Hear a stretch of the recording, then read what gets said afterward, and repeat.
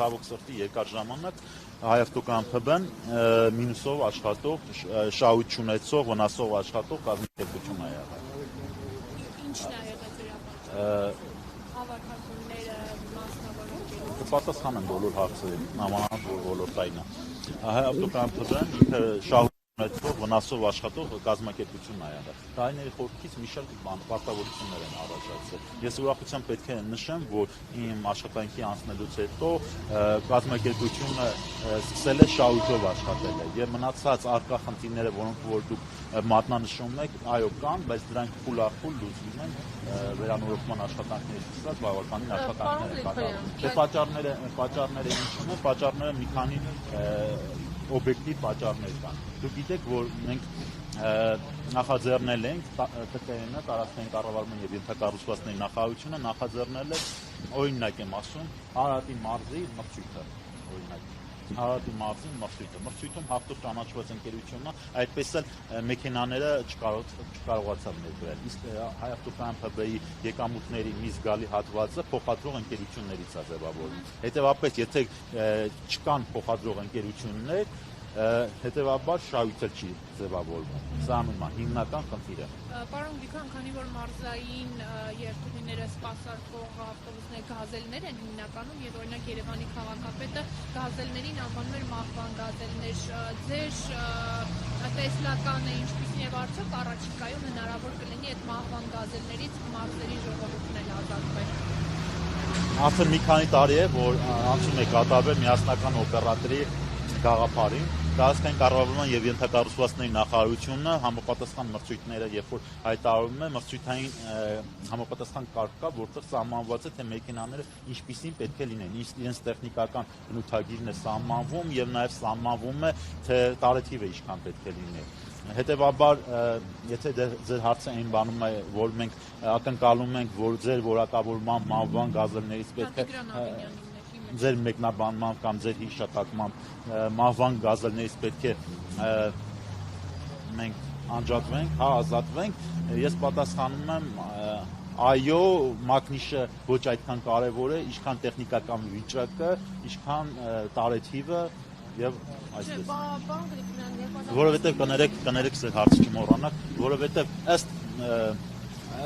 տեխնիկական բնութագրի տարածքային կառավարման եւ ենթակառուցվածքների նախարարության կողմից հայտարարված մրցույթի չկա մատնանշած, օրինակ, որ գազել մակնիշի միկրոավտոբուսը չի կարող մրցույթի մասնակցել, կարող է մասնակցել, իսկ Երևան քաղաքահանած մարզերում փոխադրումներ իրականացնում են մասնավոր ընկերությունները։ Երևան քաղաքում փոխադրումներ իրականացնում են Երևան ավտոբուս, որի որ բաժնետեր կարելի ասել, հա, հիմնադիրը կարելի ասել Երևանի քաղաքապետարանն է։ Մարզերում այլ է, մարզերում մասնավոր ընկերություններն են եւ ասել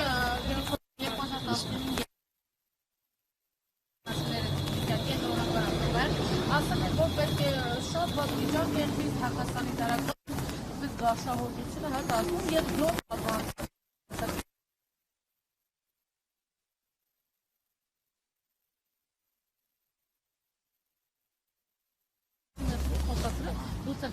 Ես մի բան ասեմ էլի ձեզ։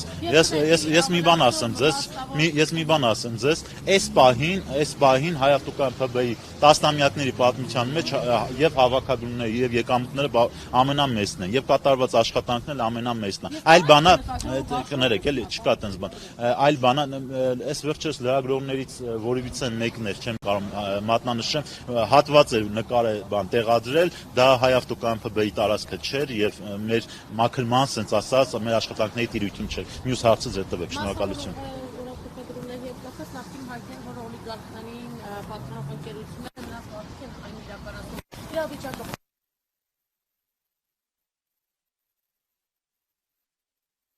Այս պայդրությամբ 216 ընկերություն ենք մենք սպասարկում, չեմ կարող 216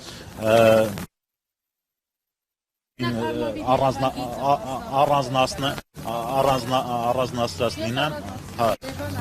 չեմ, բայց կարծում եմ տեղյակ են լինում, թե իրենց երթուղին կոնկրետ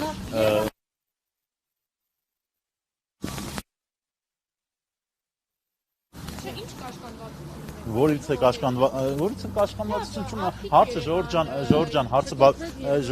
Ժորժան, հարցը բավականին պրիմիտիվ է, պետք է ով է իրականացնում։ Կազմակերպության անունը Նախկինում օլիգարխներին էր պատկանում։ Ինչն է խնդիրը, որ Սամվել Ալեքսանյանի մտերիմներ Երևան արմավիրը իրականացնում։ Այն տաքսիները, կարծում եմ հիմա էլ են իրենք մտերիմ։ Այլ հարցեր ունեք, հա։